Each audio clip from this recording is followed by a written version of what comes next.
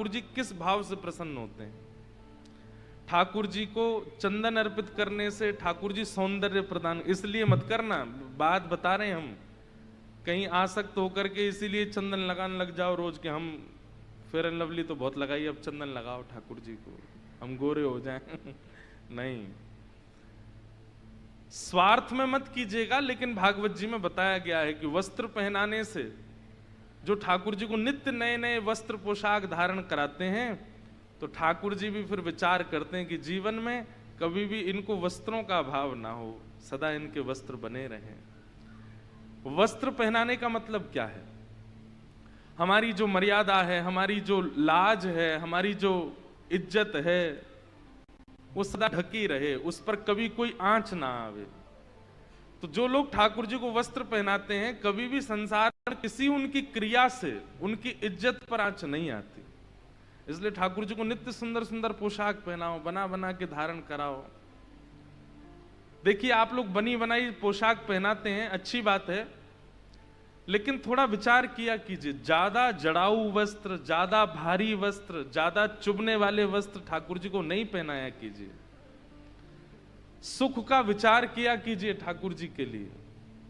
अब जैसे अभी ग्रीष्म ऋतु है, तो अभी ठाकुर जी को ऐसी पोशाक पहनानी चाहिए जिससे उनको, अब आपकी तरह ठाकुर जी एसी में नहीं बैठे हैं। भावना ये होती है कि ठाकुर जी तो वन में गैया चराने गए हैं, तो गैया चराने के लिए जाएंगे, अब आप जड़ाऊ वस्त्र पहना दोगे, उनमें मोती लटक रहे हैं, इतने वजन तो ठाकुर जी के नहीं जितना पोशाक में है, वो कैसे गैया चराने जाएंगे? इसलिए बहुत विचार करके सेवा किया कीजिए ठाकुर जी की। तो वस्त्र ऐसे धारण कराओ जो ठाकुर जी को सहज लगे। इत्र ऐसा धारण कराओ जो ऋतु के अनुकूल हो।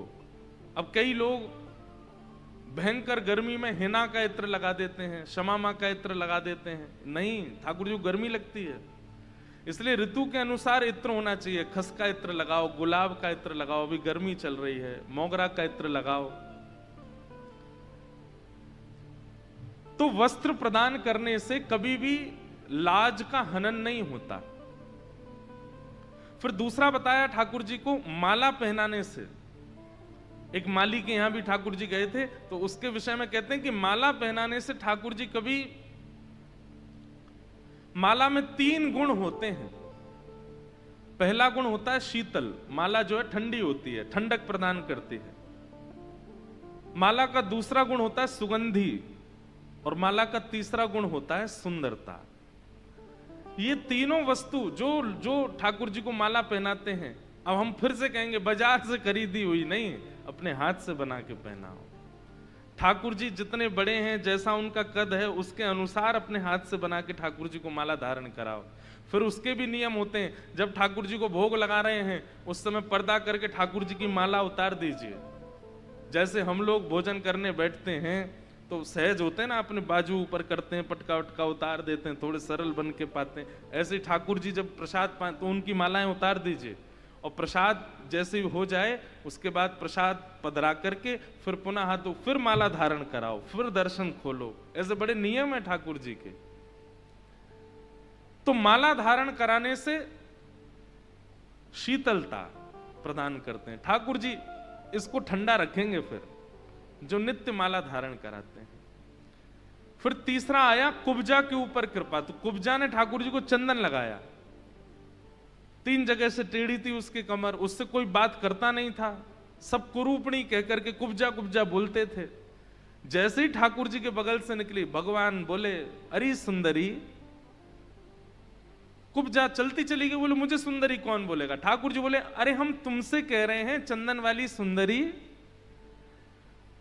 कुब्जा बोली मैंने जीवन में पहली बार अपने लिए सुंदर शब्द का प्रयोग देखा है, आप मुझे ही सुंदर बोल रहे हैं?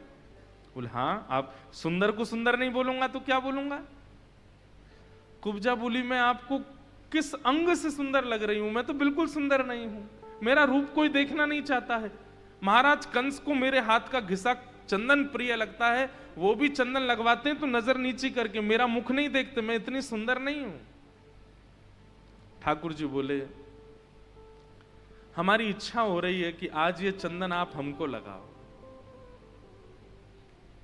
कुब्जा के तो नेत्र मानो जैसे सजल जैसे हो गए। कुब्जा जैसी समीप गई, भगवान के माथे पर चंदन लगाने लगी। आज तक जिसको नेत्र भर के किसी ने नहीं देखा, ठाकुर जी उसकी आंखों में आंख डाल करके देख रहे हैं। कुब्जा के तो आनंद की सीमा नहीं। भगवान के मुखमंडल पर चंदन लगाया, गाल पर चंदन लगाया, ऐसे जैसे चंदन लगाया, नेत्र सजल, आंसू गिर रहे हैं नेत्रों से।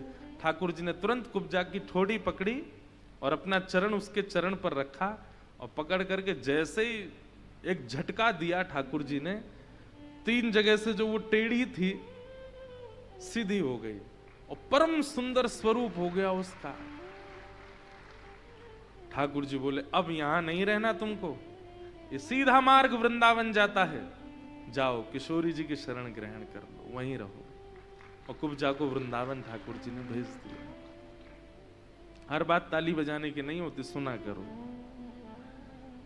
चंदन अर्पित करने से ठाकुर जी बाह्य नहीं आंतरिक सौंदर्य प्रदान करते हैं। कई लोग वो रूप से गोरे नहीं हैं, कई लोगों के नैन नक्श इतने सुंदर नहीं है, मतलब बाह्य सुंदरता नहीं होती, पर वो व्यक्तित्व इतना सुंदर होता है कि उसके समीप बैठना, उससे बात करना, उसके साथ बोलना, उससे कुछ सुनना, उसको कुछ सुनाना अच्छा लगता है।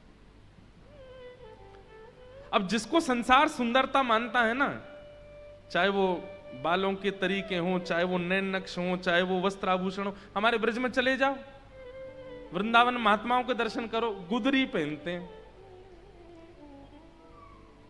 यमुना जी में धोते हैं, जिसमें यमुना जी में जबकि इतनी रज है, उस रज युक्त यमुना जी में वस्त्र धोते हैं, उनको पहन लेते हैं, जटा जूट रखते हैं, पूरे मुंह पे चंदन लगा लेते हैं, फिर भी इतने सुंदर लगते हैं। बड़ी बड़ी दाढ़ियां हैं, बड़े बड़े केश हैं, बड़ी बड़ी जटाएं हैं, ना पहनने की ज्यादा व्यवस्था है, ना श्रृंगार की ज्यादा व्यवस्था, लेकिन फिर भी कितने सुंदर लगते हैं। ठाकुर जी आंतरिक सुंदरता प्रदान करते हैं, बाह्य नहीं।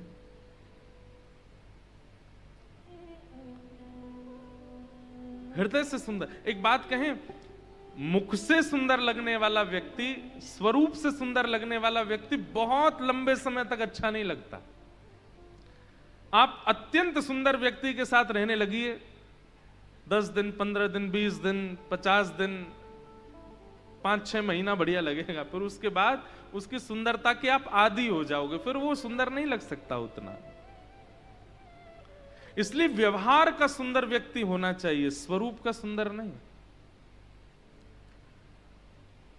दक्षिण भारत में हमारी श्री वैष्णव रामानुज परंपरा में एक भक्त हुए, उनका नाम था धनुर्दास। उनकी पत्नी इतनी सुंदर थी कि वो पत्नी के ऊपर छतरी लगा के चलते थे रास्ते में। सोचो, कई बार लोगों ने सोचा ये भैया कोई बहुत बड़े घर की कन्या है, ये उसका कोई दास होगा, उसका नौकर चलता है पीछे। बाद में पता चली नौकर नहीं है, वो पतिदेव हैं।